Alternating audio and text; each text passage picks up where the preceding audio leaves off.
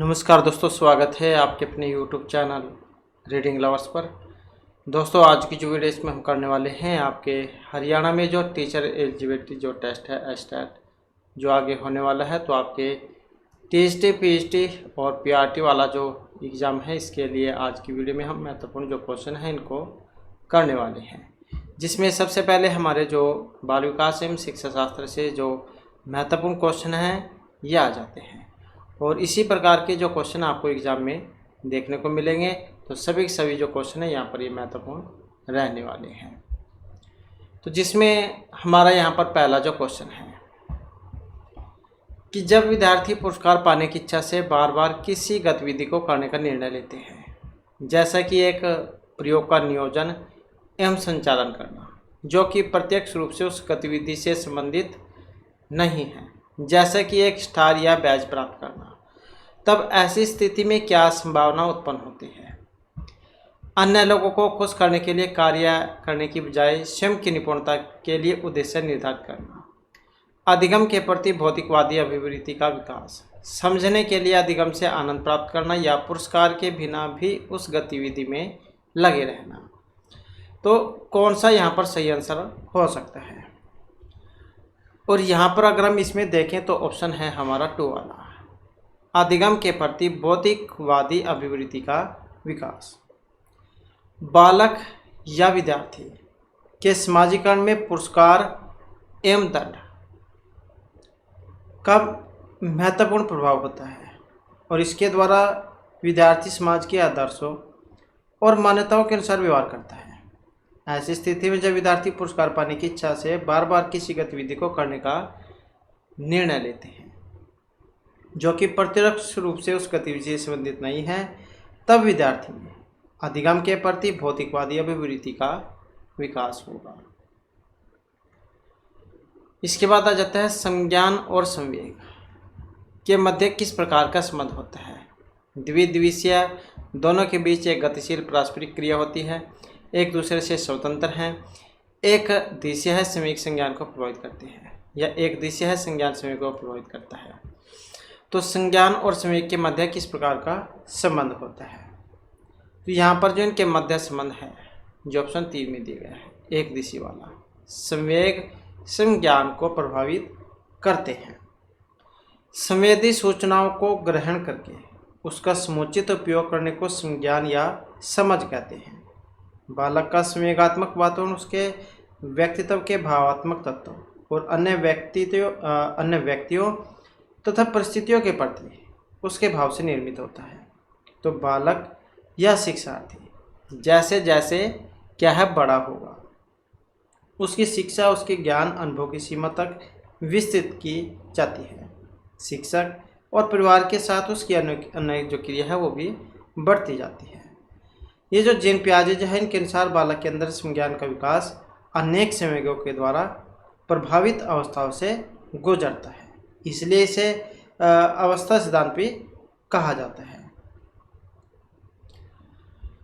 इसके बाद आ जाता है अगला क्वेश्चन।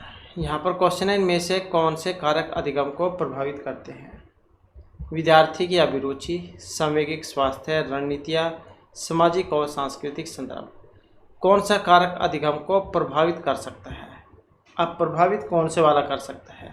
विद्यार्थियों की जो अभिरुचि है, तो वे तत्व जो अधिगम के स्तर को सुधारने और वृद्धि करने में सहायक हैं, उन्हें अधिगम को प्रभावित करने वाले कारक कहा जाता है। अधिगम को प्रभावित करने वाले कारकों में अभिप्रेरणा, पुनःबलन, उद्देश्यों का स्पष्टीकरण, परिपक्वता, बौद्धिक योग्यता और क्षमता, विषय वस्तु की रचना, व्यवस्था और अर्थपूर्णता, ये इसमें प्रमुख है।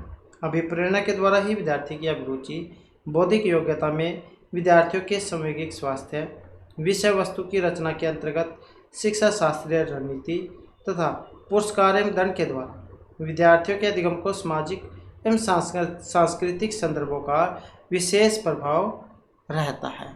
तो यहाँ पर जो है विद्यार्थियों की जो अभिरुचि है ये माना गया है।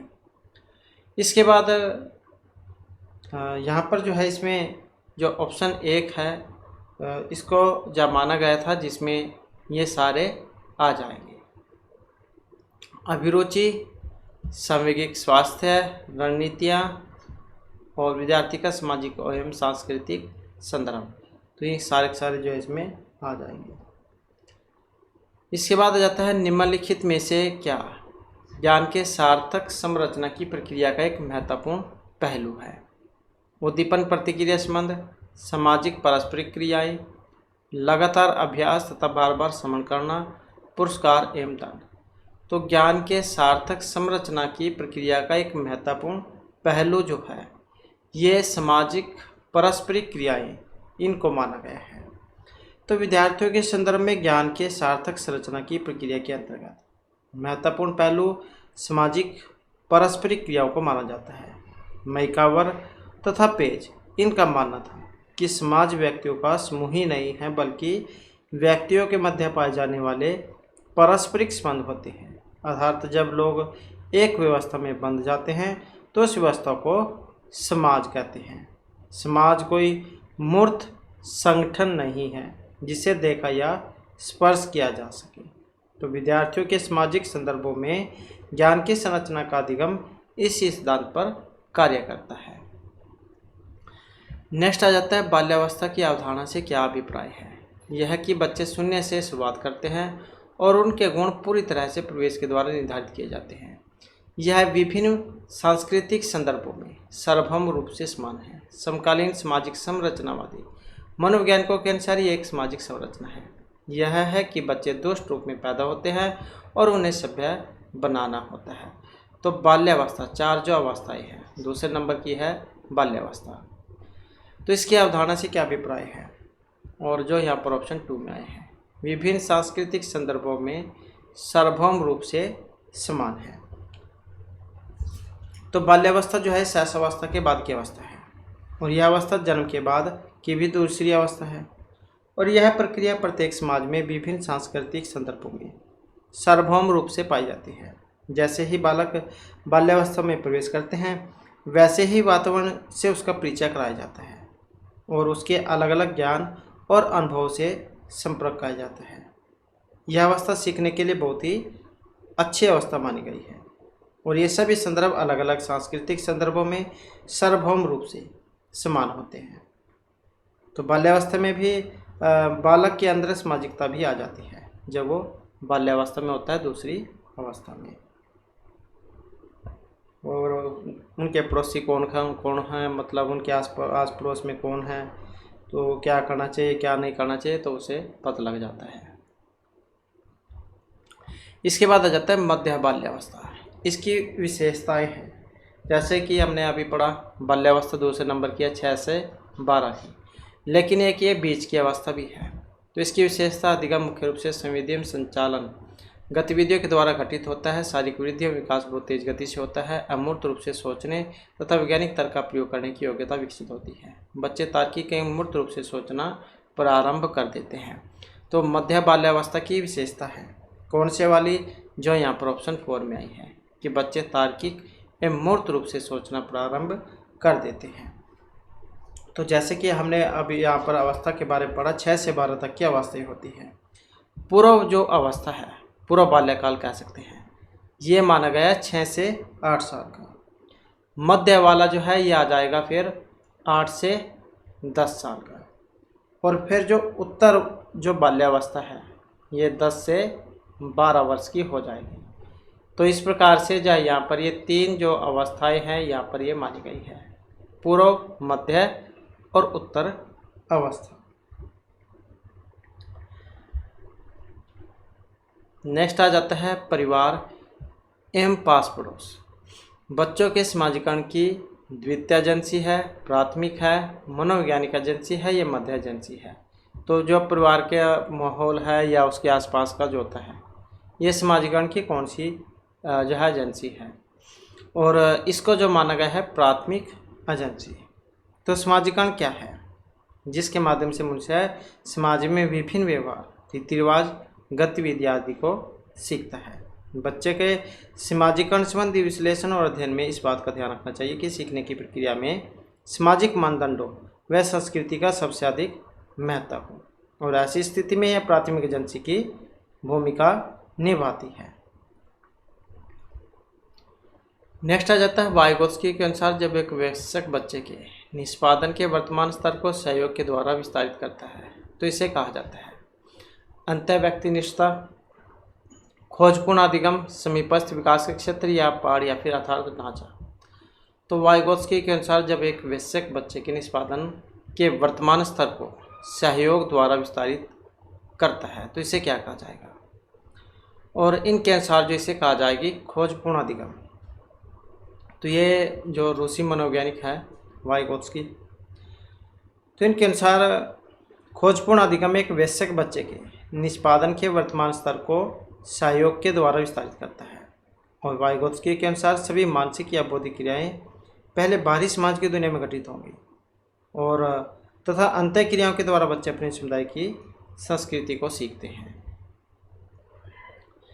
इसके बाद है नूर विद्यालय में अपना लंच बॉक्स भूल गई तथा यह कहते हुए तान्या से उसका लंच साझा करने के लिए कहा, तुम्हें आज अपना लंच मेरे साथ साझा करना चाहिए क्योंकि कल मैंने तुम्हारे साथ अपना लंच साझा किया था। तो लॉरेंस कोहलबर्ग का जो नैतिक विकास का सिद्धांत है, इसके अनुसार नूर का कथन कौन से अभिनिवेश प्रारूप की अवस्था को दिखाता है। अब यहाँ पर दो क्वेश्चन बन जाते हैं, एक तो जो क्वेश्चन में पूछा गया है और एक लॉरेंस कोहलबर्ग का है नैतिक विकास का सिद्धांत। तो कौन सी अवस्था के बारे में बता रहे हैं यहाँ पर। तो इनके अनुसार जो है यहाँ पर ऑप्शन ए में जो आया है आदान प्रदान और दूसरा परंपरागत। तो लॉरेंस कोहलबर्ग के जो नैतिक विकास के सिद्धांत है, इसके अनुसार नूर का कथन आदान प्रदान अभिविन्यास प्रारूप को परंपरागत अवस्था पर दिखाता है। ये जो लॉरेंस कोहलबर्ग जो है इन्होंने नैतिक विकास के 6 चरण बताए थे, जिसमें प्रथम जो चरण था बालक की नैतिक दुविधाओं को सुलझाने में अपने पूर्व चरण से अधिक महत्वपूर्ण है। आदान प्रदान या फिर विनिमय नैतिक विकास के द्वितीय चरण में तथा परंपरागत अवस्था तीसरे चरण में रखे गए हैं। नेक्स्ट आ जाता है समाज में विभिन्न लिंगों के लिए उपयुक्त माने जाने वाली प्रारूपिक विशेषताओं के बारे में जन सामान्य की अवधारणाओं को कहते हैं। जेंडर रूढ़िवादिताएं, जेंडर भूमिकाएं, जेंडर विभेदीकरण या जेंडर पहचान। तो समाज में विभिन्न लिंगों के लिए उपयुक्त माने जाने वाली प्रारूपिक विशेषताओं के बारे में जन सामान्य की अवधारणाओं को कहते हैं। तो क्या कहा जाएगा इसे कहा जाएगा जेंडर रूढ़िवादिताएं। ऐसे क्वेश्चन आपने बहुत देखे होंगे जिसमें लड़के जहाँ बाहर का काम करने के लिए कहा जाता है और लड़कियाँ जो घर का काम करने के लिए। नेक्स्ट आ जाता है हाल ही में पाठ्यचर्या में ऐसी कहानियों को शामिल करने के लिए विवेकशील प्रयास किए गए हैं, जिसमें पिता घर के कार्यों में लगे रहते हैं और माता साहसी गतिविधियों को करती है। तो ये कदम किस लिए महत्वपूर्ण है? जेंडर विभेदीकरण, जेंडर पक्षपात, जेंडर रूढ़िवादिता या जेंडर स्थिरता को प्रोत्साहित करता है। तो ये किस लिए है? तो यहाँ पर जो है इसमें ऑप्शन रहेगा 3 वाला कि ये जेंडर रूढ़िवादिता जो है उसको समाप्त करता है,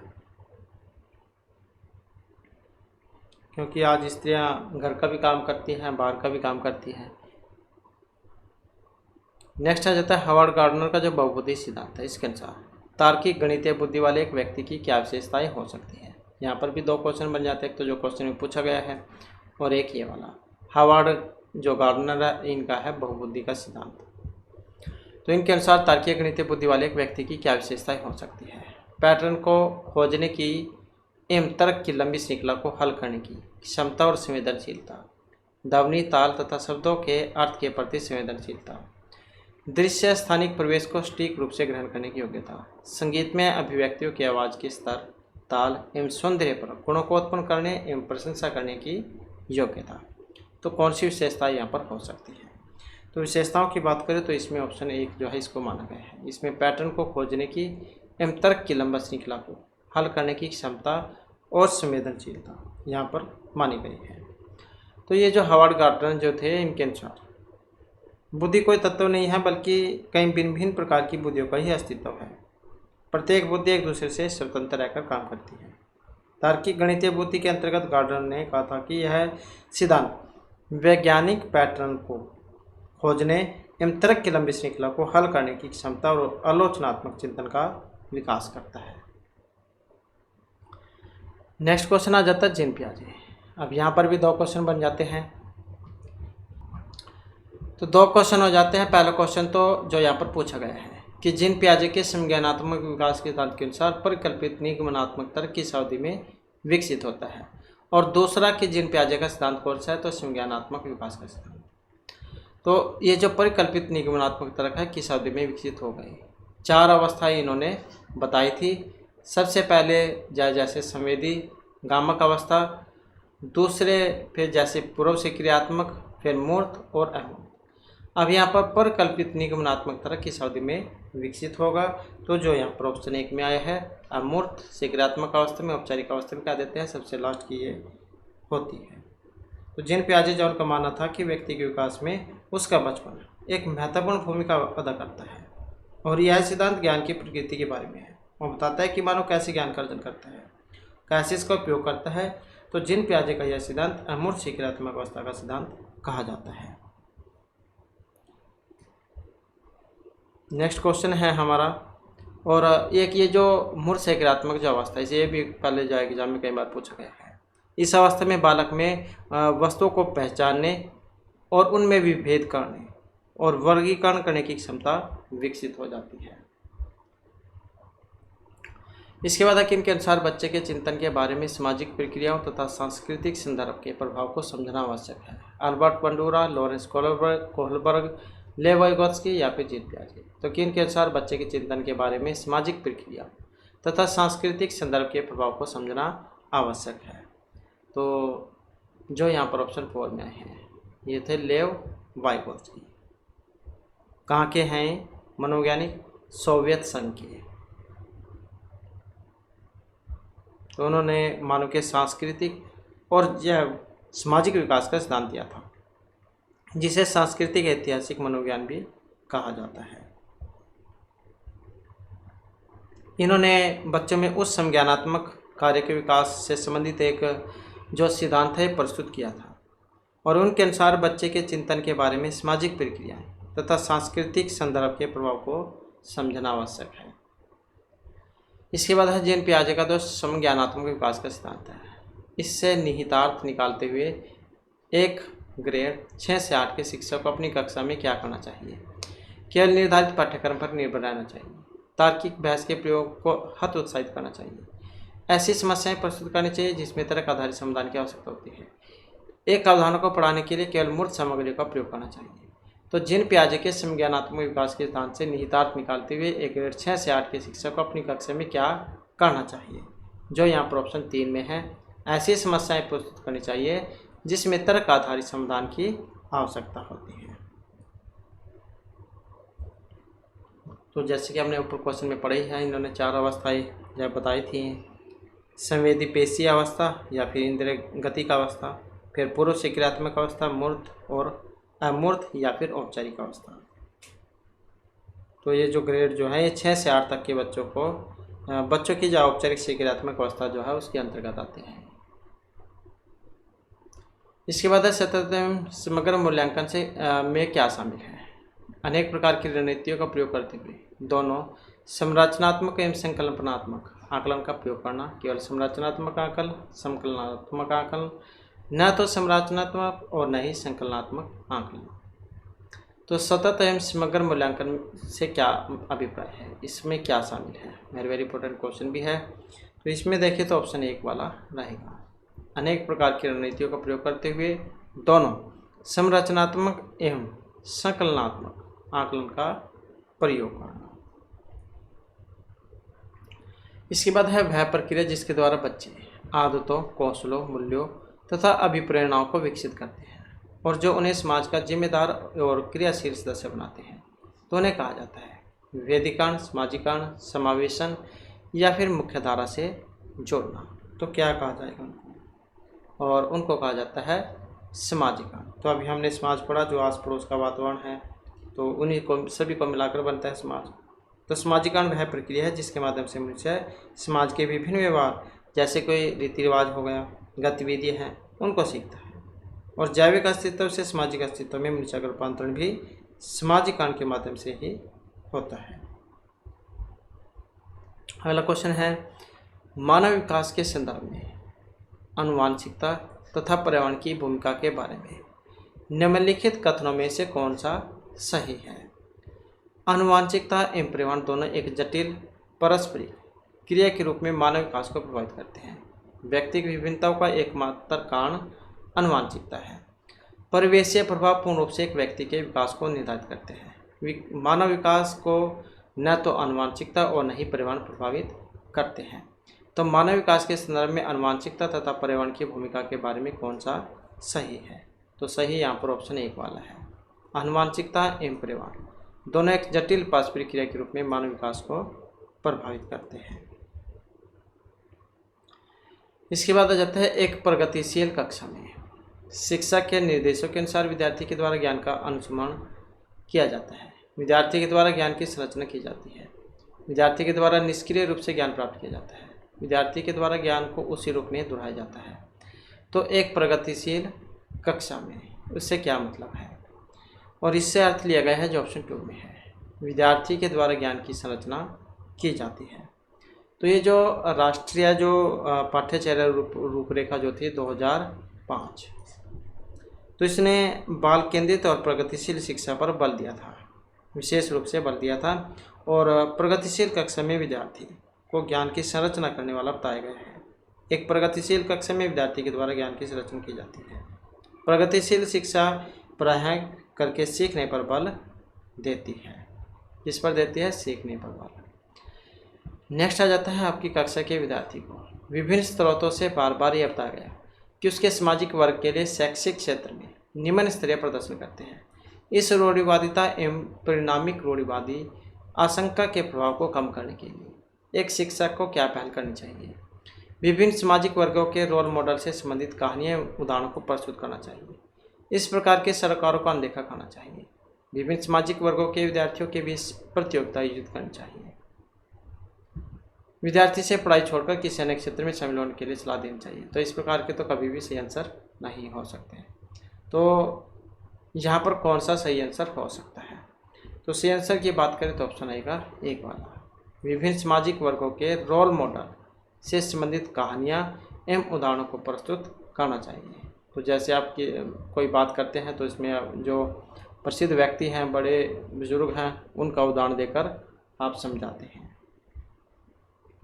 नेक्स्ट क्वेश्चन है हमारा, एक समावेशी कक्षा में शिक्षक को क्या करना चाहिए? केवल प्रतिभाशाली एवं योग्य बच्चों पर ध्यान देना चाहिए या विश्वास करना चाहिए कि प्रत्येक बच्चे में अपनी योग्यताओं में शक्ति के अनुसार सीखने की क्षमता है? आसक्त अधिगमकर्ताओं के प्रति दयनीय सहानुभूति का भाव प्रदर्शित करना चाहिए। बच्चों को अपाहिज बच्चा, मंदबुद्धि बच्चा आदि के रूप में वर्गीकृत करना चाहिए। तो एक समावेशी कक्षा में शिक्षक को क्या करना चाहिए? जो ऑप्शन 2 में है यहाँ पर, यह विश्वास करना चाहिए कि प्रत्येक बच्चे में अपनी योग्यताओं एवं शक्ति के अनुसार सीखने की क्षमता है। तो ये जो समावेशी शिक्षा जो है, इसका सिद्धांत है समावेशी शिक्षा के लिए शिक्षा के सिद्धांत पर काम करना। जो समावेशी कक्षा है इसमें अनेक श्रेणी के विद्यार्थी, जैसे दिव्यांग हो गए, सामाजिक आर्थिक रूप से कमज़ोर हो गए, भाषाई अल्पसंख्यक हो गए और विभिन्न प्रवेश से आए हुए विद्यार्थी, इनका शिक्षण कार्य किया जाता है। और इस कक्षा में शिक्षक यह विश्वास दिलाता है कि प्रत्येक बच्चे में अपनी योग्यता और शक्ति के अनुसार सीखने की क्षमता है। इसके बाद है कि विद्यार्थी कक्षा में निम्नलिखित लक्षण प्रदर्शित करता है: पढ़ने के प्रति चिंता, शब्दों या अक्षरों को पहचानने में कठिनाई, निम्न स्तरीय शब्दावली कौशल, पहले पढ़े हुए पाठ को समझने याद करने में कठिनाई। तो ये सारे किसके सूचक हैं? मानसिक क्षति, एक संलग्न सृजनात्मक विद्यार्थी, अधिगम आवश्यकता वाले विद्यार्थी के। तो ये चिंता, पढ़ने में कठिनाई, निम्न स्तरीय शब्द कौशल, पहले पढ़े हुए पाठ को समझने याद करने में कठिनाई, तो ये सारे जो है आपने समझ गए होंगे लक्षण हैं। तो किस में आ जाते हैं ये लक्षण? ये आ जाते हैं अधिगम आवश्यकता में।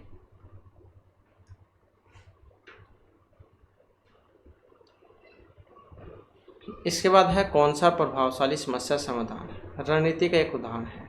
प्रभावशाली समस्या समाधान रणनीति का एक उदाहरण है साधन साध्य विश्लेषण, समस्या को अनेक उपलक्ष्यों में विभाजित करना, समाधान के मूल्यांकन पर बिल्कुल ध्यान नहीं देना, क्रियात्मक अनम्यता, एक वस्तु के केवल परंपरागत कार्य पर ध्यान देना, प्रतिक्रिया निर्धारण समस्या प्रस्तुतिकरण के एक ही आयाम में सीमित रहे। तो कौन सा प्रभावशाली समस्या समाधान रणनीति का एक उदाहरण है? जो यहाँ पर ऑप्शन 1 में आया है, साधन साध्य विश्लेषण, समस्या को अनेक उपलक्ष्यों में विभाजित करना। इसके बाद है एक शिक्षक एक समावेशी कक्षा में विशेष योग्यता वर्ग वाले अधिगमकर्ताओं की आवश्यकताओं को किस प्रकार से बता सकता है या फिर संबोधित कर सकता है। प्रत्येक विद्यार्थी के अधिगम के सशक्त पक्षों एवं कमजोरियों के विश्लेषण के आधार पर विशिष्ट अधिगम उद्देश्यों को विकसित करना, आकलन के लिए पेपर पेंसिल टेस्ट का प्रयोग करना तथा अभ्यास एवं रटने पर बल देना, विद्यार्थियों को निर्देश देने के लिए एक रूपरेखा का प्रयोग करना, अत्यधिक लिखित गृह कार्य देना और उत्तरों को अन्य प्रतिभाशाली विद्यार्थियों से नकल करने पर दबाव डालना। तो एक शिक्षक एक समावेशी कक्षा में विशेष योग्यता वर्ग वाले अधिगमकर्ताओं की आवश्यकताओं को किस प्रकार से बता सकता है या फिर संबोधित कर सकता है। और जो यहाँ पर ऑप्शन 1 में आया है, प्रत्येक विद्यार्थी के अधिगम के सशक्त पक्षों एवं कमजोरियों को विश्लेषण के आधार पर विशिष्ट अधिगम उद्देश्यों को विकसित करना। इसके बाद है एक शिक्षिका अपनी कक्षा में सृजनात्मक विद्यार्थियों को किस प्रकार से प्रोत्साहित कर सकती है। विद्यार्थियों को जोखिम लेने और चुनौतियों का सामना करने से हतोत्साहित करती है, अपसारी चिंतन पर बल देकर अभिसारी चिंतन को हतोत्साहित करके, अनेक परिप्रेक्ष्यों को प्रोत्साहित करके तथा मूल विचारों को महत्व देकर। तो एक शिक्षिका अपनी कक्षा में सृजनात्मक विद्यार्थियों को किस प्रकार से प्रोत्साहित कर सकती है। जो यहाँ पर ऑप्शन 4 में आए हैं, अनेक परिप्रेक्ष्यों को प्रोत्साहित करके और मूल विचारों को महत्व देकर। इसके बाद है कौन सा कारक कक्षा में सार्थक अधिगम का पक्ष लेता है। विषय वस्तु तथा बच्चों के संपूर्ण कुशलक्षेम एवं अधिगम के प्रति सच्चा सरोकार रखना, बच्चे को पढ़ने के लिए अभिप्रेरित करने हेतु परीक्षणों की संख्या को बढ़ाना, बच्चों को पढ़ने के लिए अभिप्रेरित करने हेतु पुरस्कारों को बढ़ावा देना, निर्देश के लिए केवल व्याख्यान विधि को अपनाना। तो इनमें कौन सा कारक कक्षा में सार्थक अधिगम का पक्ष लेता है। सार्थक अधिगम को जो इनमें पक्ष लेगा, जो ये ऑप्शन 1 में आए हैं, विषय वस्तु तथा बच्चों के संपूर्ण कुशलक्षेम एवं अधिगम के प्रति सच्चा सरोकार रखना। इसके बाद है बच्चे अनेक घटनाओं के बारे में सहज अनुभूत सिद्धांत की संरचना करते हैं। इस पृष्ठभूमि में एक शिक्षक को क्या करना चाहिए। बच्चों को इन विचारों के लिए डांटना चाहिए क्योंकि ये विचार उनके शिक्षण में हस्तक्षेप करते हैं। संवाद के द्वारा बच्चों की आवश्यकताओं को चुनौती देनी चाहिए। बच्चों को इन विचारों को खारिज करना चाहिए। बच्चों के विचारों एवं सिद्धांतों को अनदेखा करना चाहिए। तो बच्चे अन्य घटनाओं के बारे में सहज अनुभूत सिद्धांत की संरचना करते हैं। तो इस पृष्ठभूमि में एक शिक्षक को क्या करना चाहिए, जो यहाँ पर ऑप्शन 2 में है, संवाद के द्वारा बच्चों की अवधारणाओं को चुनौती देनी चाहिए। इसके बाद है कौन सी शिक्षण अधिगम के लिए एक प्रभावशाली शिक्षण प्रणाली नहीं है। दिए गए ज्ञान को दोहराने पर ध्यान केंद्रित करना, बच्चों को अंतर्दृष्टि के द्वारा अनुमान लगाने के लिए प्रोत्साहित करना, प्रयोग एवं पर्यवेक्षण, संवाद एवं परिचर्चा। तो कौन सी शिक्षण अधिगम के लिए एक प्रभावशाली शिक्षण प्रणाली नहीं है। नहीं में यहाँ पर क्वेश्चन आया है और जो ऑप्शन 1 में आई है, दिए गए ज्ञान को दोहराने पर ध्यान केंद्रित करना। तो शिक्षण अधिगम के लिए अपनाए गए शिक्षण प्रणाली के जो प्रमुख गुण हैं कौन कौन से हैं इसमें, बच्चों को अंतर्दृष्टि के द्वारा अनुमान लगाने के लिए प्रोत्साहित करना, प्रयोग और पर्यवेक्षण को प्रोत्साहित करना, संवाद तथा परिचर्या के माध्यम से समस्या समाधान, ये सारे आ जाएंगे। इसके बाद है शिक्षक कक्षा में पढ़ने में ध्यान न देने वाले बच्चों से किस प्रकार का व्यवहार कर सकते हैं। उन्हें गृह कार्य के रूप में अत्यधिक वर्कशीट देकर, बच्चों को कक्षा से बाहर जाने के लिए कहकर, पूरी कक्षा के सामने उन्हें बार बार डांटकर, उनसे बात करके और उनकी अरुचि का कारण जानने की कोशिश करके। तो शिक्षक कक्षा में पढ़ाने में ध्यान न देने वाले बच्चों से किस प्रकार का व्यवहार कर सकता है, जो यहाँ पर ऑप्शन 4 में है, उनसे बात करके उनकी अरुचि का कारण जानने की कोशिश करके। नेक्स्ट है संरचनावादी उपागम बताता है कि ज्ञान की संरचना के लिए अत्यधिक आवश्यक है यंत्रवत याद करना, अनुबंधन, विद्यार्थी का पूर्व ज्ञान या फिर दंड। तो संरचनावादी उपागम बताता है क्या, जो यहाँ पर ऑप्शन 2 में है, विद्यार्थी का पूरा हो गया। तो ये तो जो हमारे यहाँ पर बाल विकास एवं शिक्षा शास्त्र से महत्वपूर्ण क्वेश्चन थे। इसके बाद आ जाता है हमारे यहाँ पर हिंदी ग्रामर। तो यहाँ पर हमारे हिंदी ग्रामर के क्वेश्चन हैं और जिसमें हमारा पहला क्वेश्चन रहेगा, शिक्षक जो यहाँ पर शब्दाय है संज्ञा का कौन सा प्रकार है? समूह, जाति, व्यक्ति या भाववाचक संज्ञा। तो शिक्षक किस प्रकार का शब्द है और शिक्षक जो है यहाँ पर ये जातिवाचक जो संज्ञा है इसके अंतर्गत आता है, क्योंकि पूरी जाति को ये दिखा रहा है। किसी एक वर्ग समूह को दिखाने वाली संज्ञा समूहवाचक तथा एक व्यक्ति विशेष का उल्लेख हो तो उसे व्यक्तिवाचक संज्ञा कहा जाता है, क्योंकि पूरी शिक्षक जाति को बता रहा है तो इसलिए जातिवाचक। इसके बाद इनमें से कौन सा शब्द जातिवाचक संज्ञा है? मनुष्य, मोहन, परिवार या कृषक। तो जाति का जो बोध करा रहा है कौन सा है? जो ऑप्शन ए में है। तो मनुष्य जाति जो है इसके बारे में बतला रहा है। तो चाहे इसमें पुल्लिंग स्त्रीलिंग कोई से भी है तो सारी ये जाति के अंतर्गत आ जाते हैं, मनुष्य जाति में। परिवार कौन सा है? परिवार जो है ये समूह के बारे में बतला रहा है, ये समूहवाचक है। और मोहन, कृष्ण ये कौन है? ये व्यक्ति है, तो ये व्यक्तिवाचक है। नेक्स्ट आ जाता है लेखक संज्ञा का कौन सा प्रकार है? भाववाचक, समूह, व्यक्ति या जातिवाचक संज्ञा। लेखक, हमने अभी इनसे पहले वाली वीडियो में प्रत्यय भी किए थे, क्योंकि लेखक प्रत्यय के अंतर्गत भी आता है।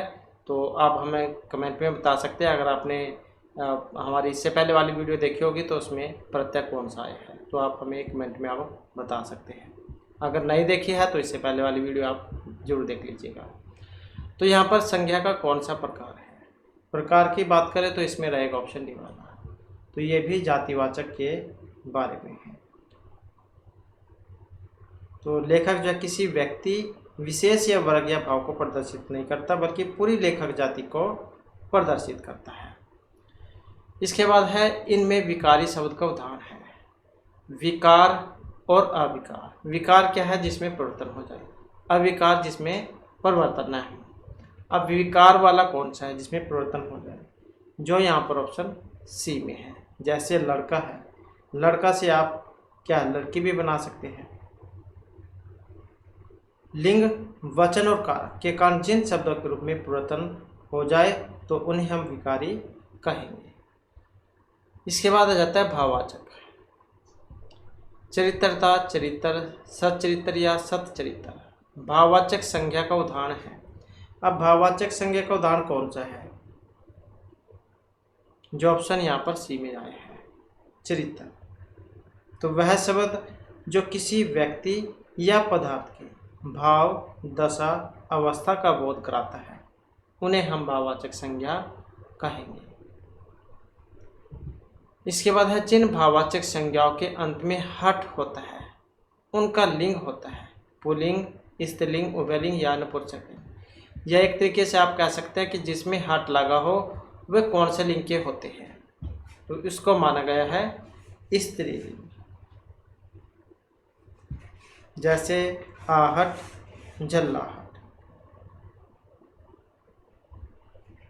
नेक्स्ट आ जाता है क्वेश्चन हमारा, भाववाचक संज्ञा कितने प्रकार के शब्दों से बनती है? 4, 5, 3 या 6 प्रकार से। तो भाववाचक संज्ञा कितने प्रकार के शब्दों से बनती है? और ये बनती है 5 प्रकार के शब्दों से।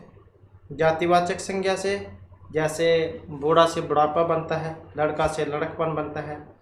विशेषण, गर्म से गर्मी, सर्द से सर्दी, मीठा से मिठास। एक क्रिया है, घबराना से घबराहट, सजाना से सजावट। और सर्वनाम से अपना, अपनापन, मम, ममता। और 5वें नंबर का है अव्यय, दूर से दूरी, समीप से समीप्य, शाबाश से शाबाशी। तो इस प्रकार से जो है कितने 5 होते हैं। इसके बाद है इनमें से भाववाचक संज्ञा नहीं है। मनाही, विद्वता, खुशी या सोना। अब भाववाचक संज्ञा का एक उदाहरण नहीं है। कौन से वाला? जो यहाँ पर ऑप्शन सी में दिया गया है। तो ये जो सोना जो शब्द है यही नहीं है, तो फिर किस में आता है? सोना आता है द्रव्य के अंतर्गत, तो किस में आता है? ये द्रव्य में। नेक्स्ट है, हिमालय किस प्रकार की संज्ञा है? व्यक्ति, जाति, समूह या भाववाचक? हिमालय, संधि की बात करें तो हिम प्लस मालय हिमालय, दीर्घ संधि में बन जाता है।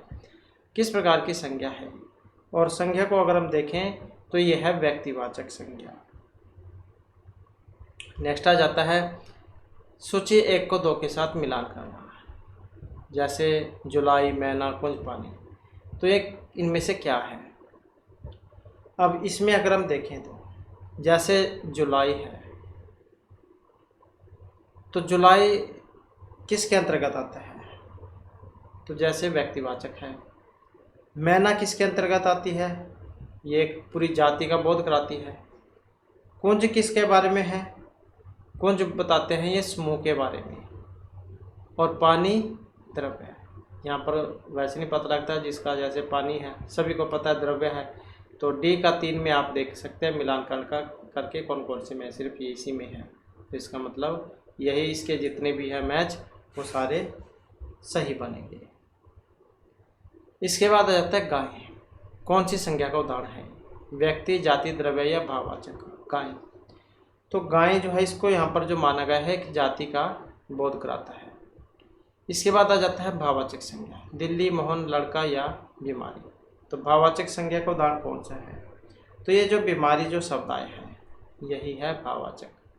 इसके बाद है कौन सा शब्द समूहवाचक संज्ञा नहीं है, जो समूह का बोध नहीं कराता है। समूहवाचक संज्ञा नहीं है सभा, कक्षा, भीड़। तो यहाँ पर ये सारे समूह के बारे में बोध करा रहे हैं, क्योंकि बहुत सारे होते हैं यहाँ पर, चाहे बच्चे हैं या व्यक्ति हैं या पशु है जैसे भीड़। तो जो दौड़ शब्द है यही अलग है, क्योंकि ये जो है किसका बोध करा रहा है? भाववाचक का। कौन सा शब्द द्रव्यवाचक है? खटाई, दूध, मिठाई या ठंड? द्रव्य के बारे में जो बता रहा है। तो द्रव्य कौन सा है इसमें? दूध। तो खटाई, ठंड, खटाई, ठंड ये क्या है? भाववाचक है। और मिठाई, ये जो खटाई ठंड जो है ये तो हो गए भाववाचक। और जो मिठाई है ये हो गई जाति। तो इस प्रकार से जहाँ यहाँ पर इनका जहाँ मिलान होगा। तो ये दोनों एक जैसे हैं भाव के, ये जाति हैं। इसके बाद है इनमें संज्ञा शब्द है, हरा, पतला, गहरा या सभा। संज्ञा कौन सी है? अब इनमें जो संज्ञा आई है ये ऑप्शन सी में है, सभा, क्योंकि ये समूह के बारे में बतला रही है। इसके बाद है अचूक विशेषण के साथ उपयुक्त संज्ञा है, चोट, निशाना, नेत्रे, जवाब। तो संज्ञा कौन सी है यहाँ पर? विशेषण के साथ उपयुक्त संज्ञा अचूक। अचूक मतलब बिना चूकने वाला, तो जो ऑप्शन सी में है निशाना। संज्ञा शब्द गंगा, नीला, पुराना या मोटा कौन सा है? तो संज्ञा शब्द है यहाँ पर ऑप्शन ए वाला, अर्थात गंगा। नेक्स्ट आ जाता है जिन संज्ञाओं से एक प्रकार की वस्तुओं अथवा व्यक्तियों का बोध हो।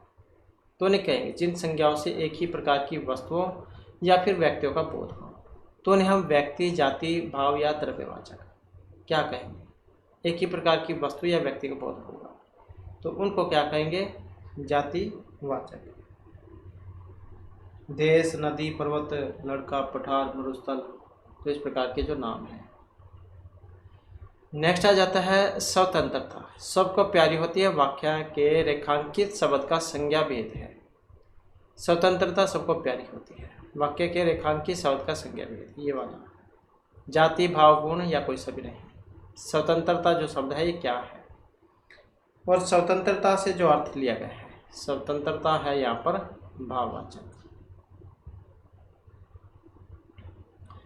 इसके बाद है राज्यपाल। इसमें कौन सी संज्ञा है? व्यक्ति, जाति, समूह या भाववाचक कौन सी है राज्यपाल में? जैसे सेंटर में राष्ट्रपति प्रमुख होता है, ऐसे ही राज्य में राज्यपाल होता है। जितने भी ये नियुक्तियाँ जो कराता है, शपथ दिलाने का काम राज्य में तो राज्यपाल करेगा, ऐसे ही जो केंद्र है उसमें राष्ट्रपति करता है। तो यहाँ पर राज्यपाल पूछा गया, तब इसमें संज्ञा है कौन सी है? तो इसकी बात करें तो ऑप्शन आएगा बी वाला, तो ये जातिवाचक का उदाहरण है। तो संबंधी हो गए, व्यवसाय हो गए, कोई पद है, कार्य है, तो इनका नाम क्या है? जातिवाचक संज्ञा होता है। डॉक्टर है, भाई, अध्यापक, धोबी, सिपाही, तो ये सारे। इसके बाद आ जाता है लड़का दौड़ता है। इस वाक्य में लड़का कौन सी संज्ञा का उदाहरण है? लड़का व्यक्ति, भाव, जाति या समूह। तो लड़का जो है यहाँ पर जाति के बारे में बता रहा है। लड़का जैसे पुल्लिंग है तो जाति के बारे में बता रहा है। अब इसमें कौन सा शब्द जातिवाचक संज्ञा नहीं है? अब नहीं है। जवान, बालक, सुंदर मनुष्य जातिवाचक संज्ञा नहीं है। कौन सी? जो ऑप्शन सी में आई है, सुंदर। तो जवान, बालक, मनुष्य, गाय, कोयल, भूकंप, वर्षा, ध्वज, तो इन शब्दों से एक जाति का बोध होते हैं। जबकि सुंदर शब्द किसी व्यक्ति, वस्तु की विशेषता बताता है। नेक्स्ट आ जाता है इनमें से किस विकल्प में सभी शब्द व्यक्तिवाचक संज्ञाएं हैं? राम, रामचरितमानस, गंगा, कृष्ण, कामिनी, मिठास, लखनऊ, आम, बुढ़ापा, ममता, वकील, पुस्तक। तो किस विकल्प में सभी शब्द व्यक्तिवाचक संज्ञाएं हैं?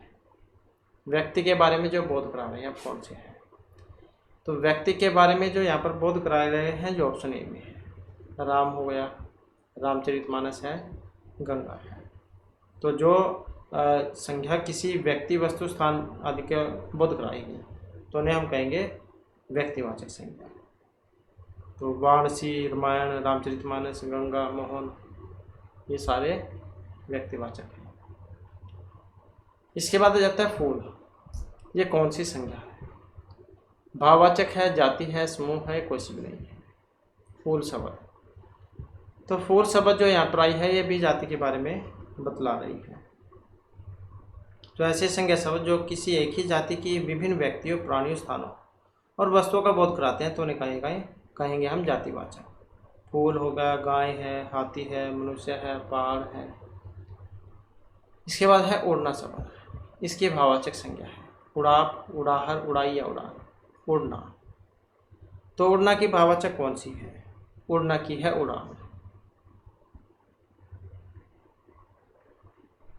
जो शब्द किसी वस्तु या पदार्थ की अवस्था, दशा या भाव इनके बारे में बतलाते हैं तो उन्हें हम भाववाचक कहेंगे। इसके बाद है कौन सा शब्द भाववाचक नहीं है? पांडित्य, बुद्धिमान, महानता या माधुर्य। भाववाचक नहीं है कौन सा? जो ऑप्शन बी में आए हैं। कौन सा? बुद्धिमान, क्योंकि यह जाति के बारे में बतला रहा है। इसके बाद आ जाता है गाय फल खा रही है। इसमें गाय जो है ये बताना है। व्यक्तिवाचक संज्ञा एक वचन है, स्त्रीलिंग, कर्मकारक, खा रही है, क्रिया का कर्म है। तो ये जैसे वाक्य जो होता है 3 कर्तृकर्म भाववाचक, तो कंप्लीट बतलाना है इसमें क्या कुछ है। गाय कौन है, फल क्या है, ये खा रही है क्या है। तो यहाँ पर जिसके बारे में जो बतला रही है ऑप्शन डी वाली। गाय जातिवाचक संज्ञा है, एक वचन में है, स्त्रीलिंग तो है ही, ये कर्ता कारक है और खाने की क्रिया इसमें हो रही है। इसके बाद आ जाता है महान शब्द की भाववाचक संज्ञा बनेगी। मेहनत, महानतम, महोत्तम, महानता या मेहमान। तो महान का भाववाचक कौन सा बनेगा? तो महान का बनेगा महानता। तो इस प्रकार से जो हमारे आज की क्लास में महत्वपूर्ण क्वेश्चन थे। वैसे तो और भी बहुत सारे उदाहरण हैं, फिर उसे हम नेक्स्ट जो वीडियो है उसमें कंप्लीट करेंगे। और दोस्तों हमारे साथ अंत बनाने के लिए धन्यवाद।